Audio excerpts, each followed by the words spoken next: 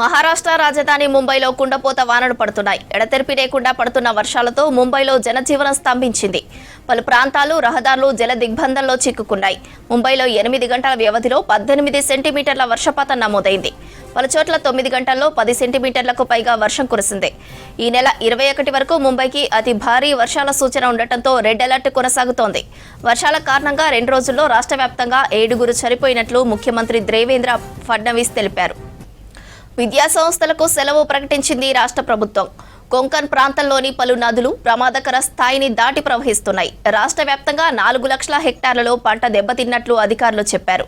నాందేడ్ జిల్లాలో సుమారు 200 మంది వరదల్లో చిక్కుకుపోయినట్లు తెలిపారు. భారీ వర్షాలతో ముంబైలో వాహనదారులు తీవ్ర ఇబ్బందులు పడుతున్నారు.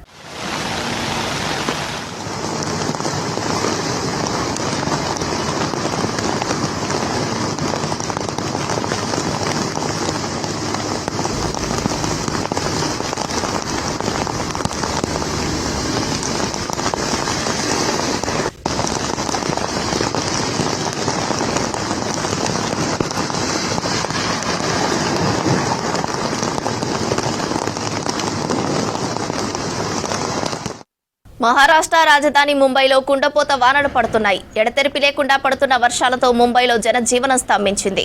పలు ప్రాంతాలు రహదారులు జల దిగ్బంధంలో చిక్కుకున్నాయి. ముంబైలో 8 గంటల వ్యవధిలో 18 సెంటీమీటర్ల వర్షపాతం నమోదైంది. పలు చోట్ల 9 గంటల్లో 10 సెంటీమీటర్లకు పైగా వర్షం కురిసింది.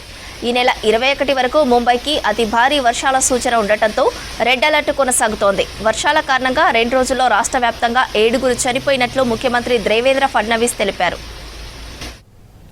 విద్యా సంస్థలకు సెలవు ప్రకటించింది రాష్ట్ర ప్రభుత్వం. కొంకన్ ప్రాంతంలోని పలు నదులు ప్రమాదకర స్థాయిని దాటి ప్రవహిస్తున్నాయి.